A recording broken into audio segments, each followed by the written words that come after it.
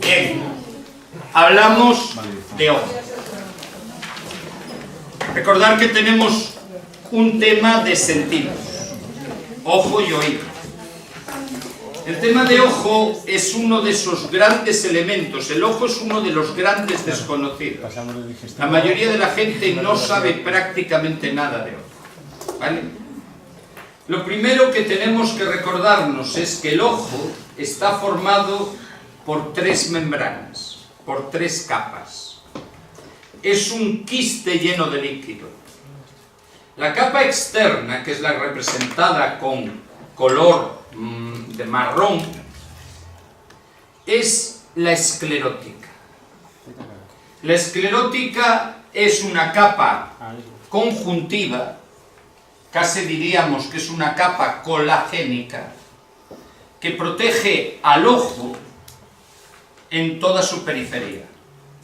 Pero en la parte anterior, el colágeno se ha ordenado también, que permite el paso de la luz.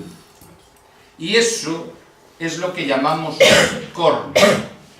La córnea es la parte anterior de la esclerótica. La segunda capa, que es la que veis pintada en rojo, es la que se llama coroides. Pero por desgracia la parte de delante, la que está a partir de aquí, tanto arriba como abajo, tiene otro nombre, uvea. Una uveitis es una inflamación de la capa anterior de la coroides. Esta uvea está representada por dos estructuras básicas, el iris y el cuerpo ciliar o proceso ciliar. ¿Entendido? En el proceso ciliar es donde está enganchado el cristalino, donde está sostenido por el llamado ligamento suspensorio. ¿Comprendido? Y el iris es el que hace la pupila. ¿Comprendido?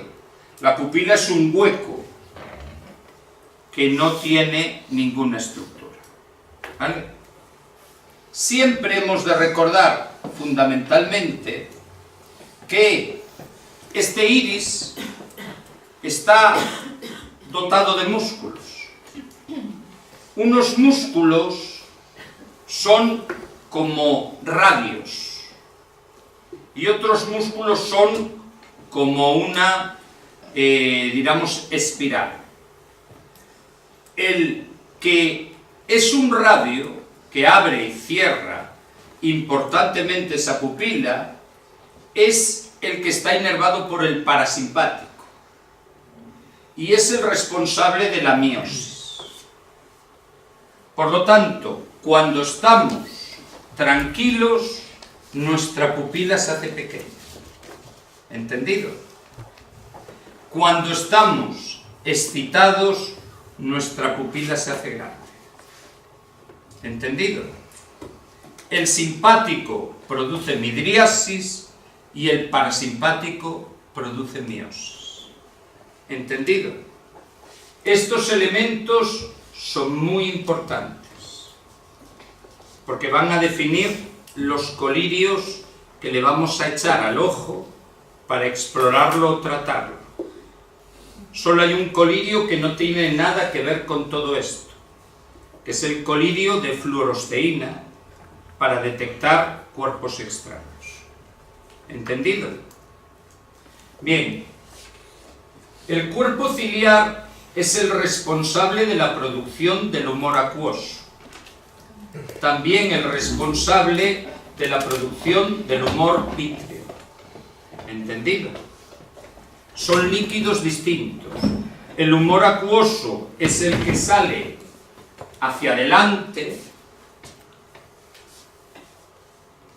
y el humor vítreo es el que sale hacia detrás. Aquí sale el humor acuoso, aquí sale el humor vítreo.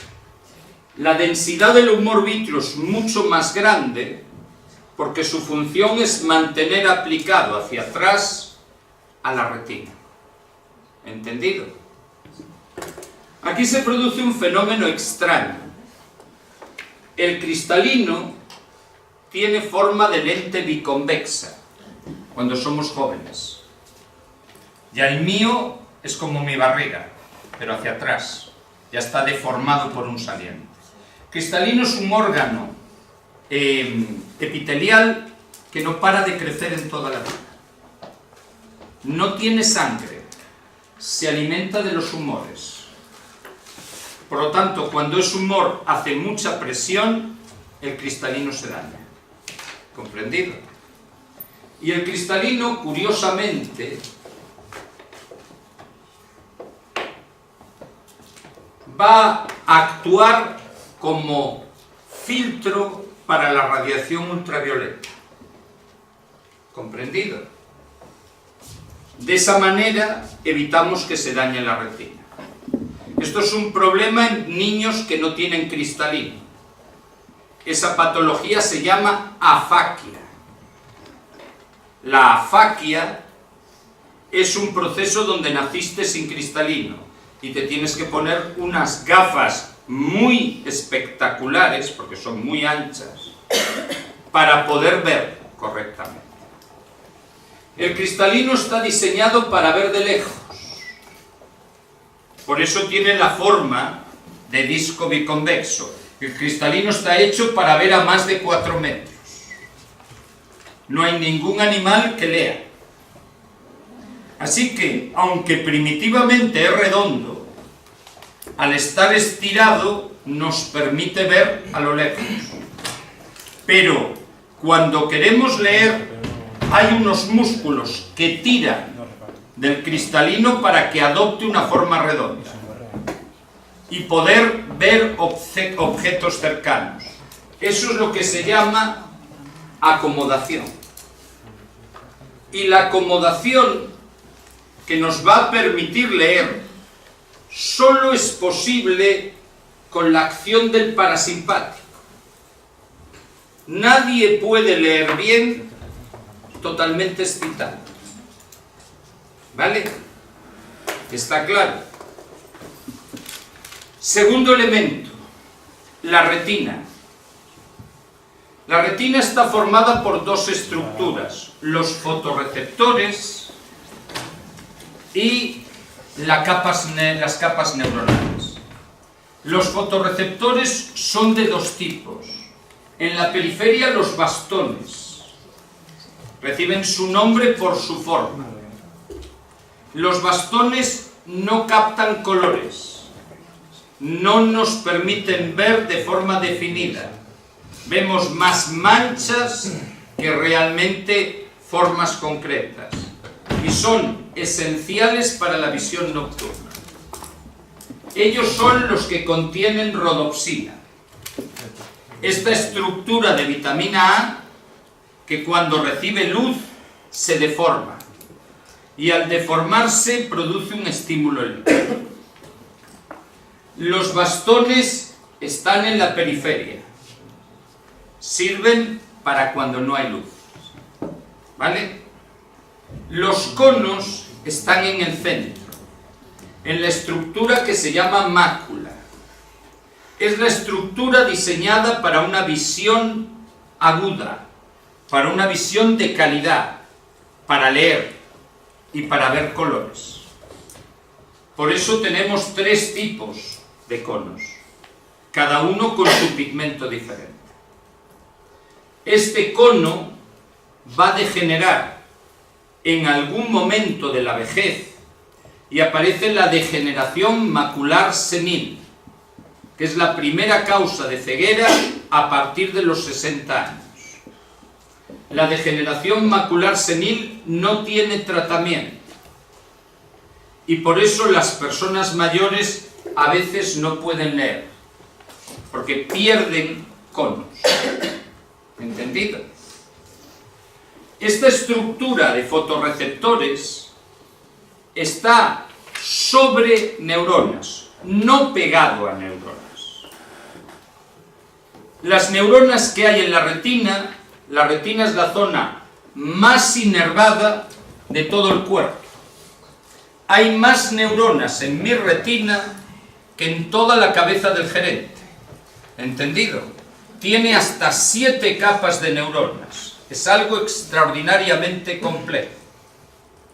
Pero si algo deja de apretar a la capa de fotorreceptores con la retina, con la capa neuronal, se puede desprender y aparece un desprendimiento de retina. ¿Entendido? ¿Está claro? Bien. Después tenemos un elemento importantísimo.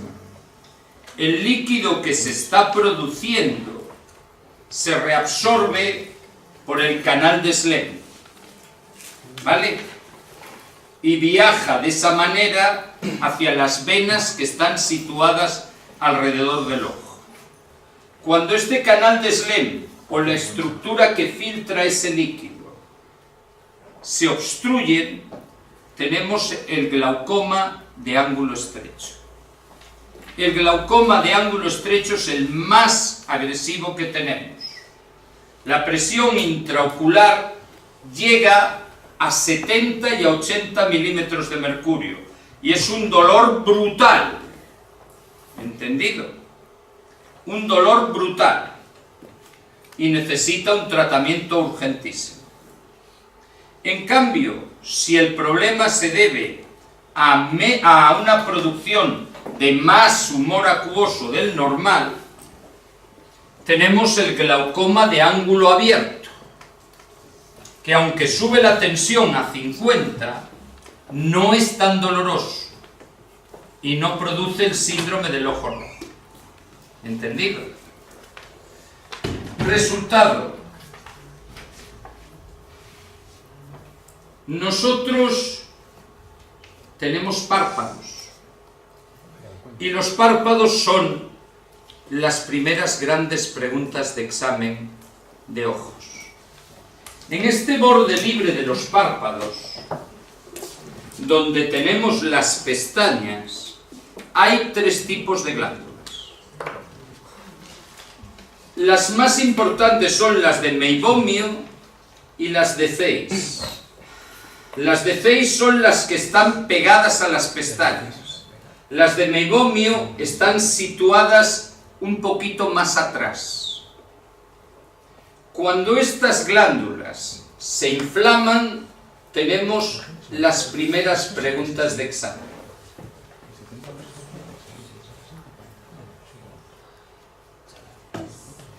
Si se inflama la glándula de meibomio de forma crónica, tenemos el chalación, que es pregunta de examen. El chalación es un bulto que sale en los párpados que no duele. No duele mientras no roce el ojo. Si produce una compresión de la córnea, sí duele. Si se inflama en cambio la glándula de Zeiss, la que está pegadita a la pestaña, entonces tenemos un orzuelo. El orzuelo es ya pus líquido. Ya veremos legañas y problemas así. Y duele.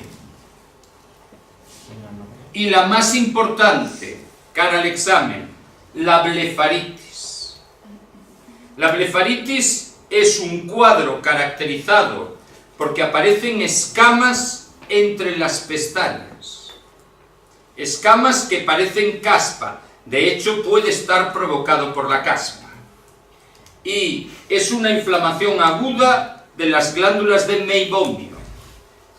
La blefaritis la descubriréis en los exámenes por escamas y costras en el borde libre del párpado. ¿Entendido? Y su tratamiento es higiene, corticoides, lágrima y antibióticos. ¿Está claro? ¿Sí? Bien.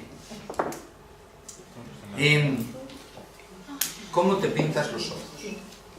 Cuando te pintas las pestañas. Las pestañas. Cuéntame. A ver, ¿cómo se hace? Con el... Con el rímel. Pregunta, cuando nos pintamos las pestañas se separan. ¿Sí? El papel de la pestaña es mantener la humedad cerca del ojo. ¿Entendido? Cuando las pestañas se separan, se pierde humedad. Resultado, se produce sequedad de ojo. Hay una patología donde las pestañas están separadas de forma intencionada, donde las pestañas se abren hacia afuera, y es pregunta de examen. Es el ectropión, muy característico de las personas mayores. El ectropión es una pestaña que en vez de estar en su sitio, está abierta. ¿Vale? No, ectropión. Se abre hacia afuera. ¿Entendido? Resultado, el ojo se deseca. Este de aquí. ¿Vale? ¿Entendido? El proceso contrario es el entropión. El entropión, la pestaña se da la vuelta hacia adentro y va a rozar con la córnea. Resultado, va a acabar provocando una queratitis, algo muy serio. Va a acabar provocando una úlcera corneal. Pestañas separadas, ectropión. Pestañas centradas, vertidas hacia adentro, entropión. Esos 5 elementos son preguntas de examen.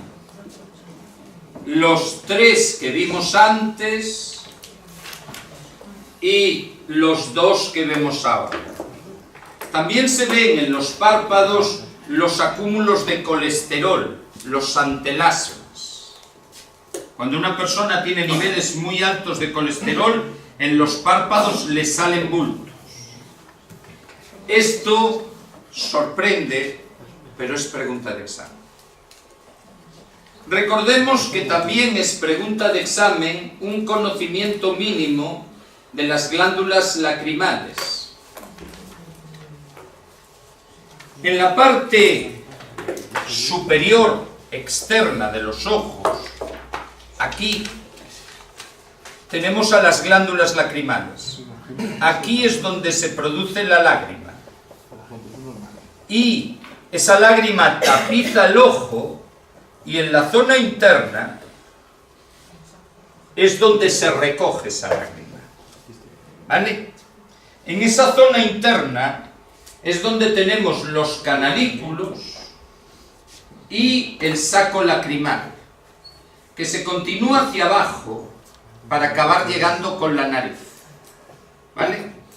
De tal manera que toda la lágrima que producimos llega a la nariz y allí es reabsorbida. ¿Entendido? Así que no nos tragamos las lágrimas, las sorbemos. ¿Entendido? Esta estructura se puede inflamar y entonces recibe el nombre de dacriocistitis. Y es pregunta de examen. Dacrio. ¿Vale?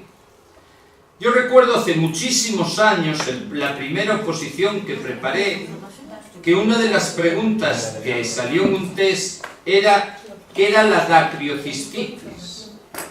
La dacriocistitis obstruye el sistema de drenaje y es una de las causas por las cuales las personas tienen epífora.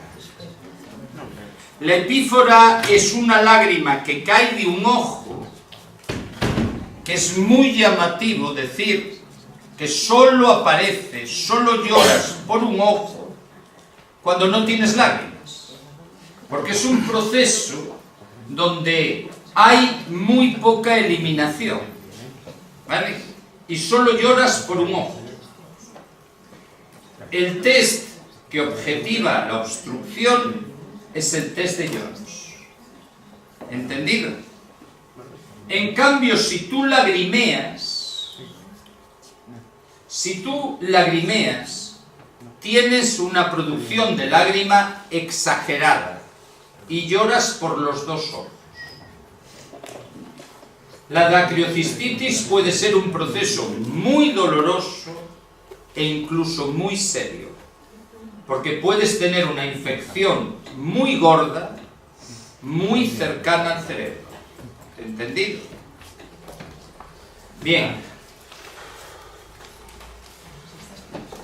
El penúltimo elemento que vamos a ver es la estructura de los músculos. Los músculos se enganchan alrededor de la esclerótica y mueven el ojo. El ojo está inervado, los músculos de ese ojo están inervados por 3 pares craneales. El tercero, motor ocular común, el cuarto, opatético, porque te hace mirar hacia abajo, y el sexto, o motor ocular externo, ¿vale? Que es el que te hace mirar hacia los lados. ¿Comprendido? Bien, todos los músculos, excepto 2, están inervados por el tercer par. Así que cuando el tercer par se jode, tenemos una oftalmoplegia. ¿Entendido? El músculo oblicuo superior es el que está inervado por el cuarto par. Y el músculo recto externo es el que está inervado por el sexto par. ¿Cómo puedes repetir cuál está contando? El cuarto par es el oblicuo superior, que es el que te hace bajar la mirada. ¿Vale? Y el sexto par es el que te hace mirar hacia el rabillo del ojo. Por lo tanto, cuando nosotros controlamos los movimientos, sabemos si algo está pasando en esos motores. ¿Entendido? Bien. Y llegamos al punto más importante. Esto es el nervio óptico. El nervio óptico sale del ojo, se dirige a cruzarse en el centro en una estructura que se llama quiasma. De aquí a aquí recibe el nombre de nervio óptico. Esto es el quiasma, ¿vale? De aquí a los tubérculos geni se llama cintilla óptica, y de los tubérculos geni a los núcleos occipitales se llaman radiaciones ópticas. ¿Entendido? Nervio, quiasma, cintilla y radiaciones. ¿Vale? Cuando algo daña al nervio óptico de forma total, cuando algo rompe así el nervio óptico, la lesión es una amaurosis. ¿Cuando rompe lo qué? El nervio óptico, corto aquí, totalmente. Tengo un ojo ciego sin que el ojo esté dañado. Eso es una amaurosis. Cuando utilizo la expresión tuerto, es que el ojo está dañado. Cuando digo que el ojo está amaurótico, es que lo que está dañado es todo el nervio óptico de ese ojo. ¿Vale? Bien. Si yo produzco una lesión compresiva, si llegara a romper todo, ese ojo pierde la visión por medio ojo y aparece una hemianopsia, pero solo en uno de los ojos. Una hemianopsia sin apellido. ¿Entendido? Bien, las lesiones del nervio óptico son amaurosis y hemianopsia. ¿Vale? Las lesiones del nervio óptico son unas, pero las lesiones del quiasma son otras. Si la lesión empieza en el centro, por algo que comprime desde abajo al nervio óptico, se produce lo que se llama una hemianopsia heterónima bitemporal. Hemianopsia heterónima bitemporal. Se llama heterónima porque vemos por la parte derecha de un ojo y por la parte izquierda del otro. Vemos. ¿Entendido? Por eso se llama heterónima, porque no estamos ciegos del mismo lado. ¿Vale? Si lo donde no se ven es por los lados, si llevo unas anteojeras y yo solo veo el frente, tengo una lesión en la hipófisis. Si en cambio la lesión se debe a apretar la periferia, la lesión se produce, pierdo la visión frontal, solo veo los laterales. Estos son las hemianopsias heterónimas. Así que las hemianopsias heterónimas son del quiasma óptico. ¿Entendido? ¿Sí? Si yo rompo la cintilla óptica de un lado, me quedo ciego de los dos ojos por el mismo lado. ¿Entendido? Esto es lo que se llama hemianopsia homónima. Si yo rompo la cintilla óptica del lado izquierdo, no veo por el lado derecho. Si yo rompo la cintilla óptica del lado derecho, no veo por el lado izquierdo de cada ojo. La cintilla óptica es hemianopsia homónima. ¿Entendido? Y si yo rompo la que son las radiaciones, ¿vale? Tengo cuadrantanopsias. Serán las de arriba o las de abajo en función del trayecto de estas radiaciones. Lo más importante es tener claro que hemianopsia es no ver por la mitad del campo visual y cuadrantanopsia por la cuarta parte de ese campo visual. La localización de las lesiones es un elemento importante en el diagnóstico de lesiones ocupantes de espacio o de traumatismos o ACVAs en este cerebro. Y es pregunta de examen. ¿Entendido? ¿Sí? De ojo, creo que lo más probable es que se centren, como mucho, en una patología leve, estas que estamos viendo, y en una patología grave, que tendrá que ser glaucoma o catarata. ¿Entendido? Dentro de las patologías leves, la más importante, no sé qué hora es. ¿Qué hora es? Dentro de las patologías leves, la más importante es el ojo seco. ¿Entendido? Aquí aparece una pregunta de examen brutal, que es el lagoftalmos. El lagoftalmos es un proceso donde los párpados no cierran. Puede ser debido a una parálisis facial. En una parálisis facial hay un ojo que no cierra nunca y el otro que está casi siempre cerrado.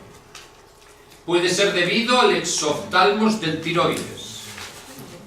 Puede ser debido a un crecimiento del ojo por otra causa. Puede ser debido a un coma o puede ser debido a un ACVA. Si es debido a un ACVA, se ha paralizado el movimiento del párpado. ¿Entendido? Tenemos una lesión de tercer par craneal. El lagoftalmos es curioso. La sequedad de la zona central de la córnea produce lago. Esto genera una sequedad de la córnea que si no tratamos producirá una queratitis puntata con ceguera. Esto exige pomadas, lágrimas artificiales, apósitos, cirugía o incluso pegar los párpados entre sí con pegamento para evitar perder el ojo. El lagoftalmos es la situación de sequedad por culpa del párpado. ¿Está claro? En cambio, si la situación de sequedad es por culpa de otro elemento, recibe el nombre de ojo seco. ¿Vale? En el ojo seco, las preguntas más importantes se sitúan aquí. Las situaciones que aumentan la sequedad ocular. Aquí tenemos las lentillas. Aquí tenemos el aire acondicionado. Aquí tenemos el tabaco. Pero aquí tenemos trabajar con ordenadores y conducir. O leer. Y, curiosamente, el viento. ¿Vale? Nos puede extrañar que el viento nos seque los ojos. Esto nos provoca escozor. En cuanto tenemos este cuadro, puede progresar hacia lesiones. Las lesiones se caracterizan porque tenemos dificultad para ver correctamente en algún momento del día. Yo, por ejemplo, la tengo por la noche, ¿vale? Segundo, tenemos una sensación de cuerpo extraño y es muy frecuente que tengamos fotofobia. Y tienes una conjuntivitis que te hace ya estar incómodo. El paciente lo notas parpadeante y con el ojo rojo, ¿vale? Si esto no es tratado, eliminando estos factores de riesgo, acabaremos llegando a un cuadro donde la córnea estará totalmente destrozada, que llevará a producir sinequias, llevará a pegarse a los párpados, ¿vale? ¿Entendido? Esto ya es un cuadro serio. Se producen sustancias que generan sinequias. Se identifican estas lesiones córneas por rosa de Bengala, un colorante. Las lesiones córneas por desecación con rosa de Bengala. No podemos hacerlo con fluorosteína. La fluorosteína exige lágrima y aquí no la hay. ¿Entendido? Y recordar, la causa más frecuente es el síndrome de la suegra, pero síndrome de Sjögren, La causa más frecuente de ojos secos. Este síndrome de Sjögren es una enfermedad autoinmune que se caracteriza porque no solo hay atrofia en los ojos, sino hay en la boca, en la garganta y en la vagina. ¿Vale? Y encima tiene problemas de inflamación de dedos. ¿Vale? ¿Está claro? Y es un cuadro severo. No es fácil de curar. Su tratamiento siempre será lágrima artificial. Perdón. Porque no tiene cura. ¿Entendido? El síndrome de Sjögren es siempre la primera causa de sequedad ocular y de sequedad oral que te echas a la cara. ¿Entendido? ¿Sí? Bien. Eso es la primera parte de ojo.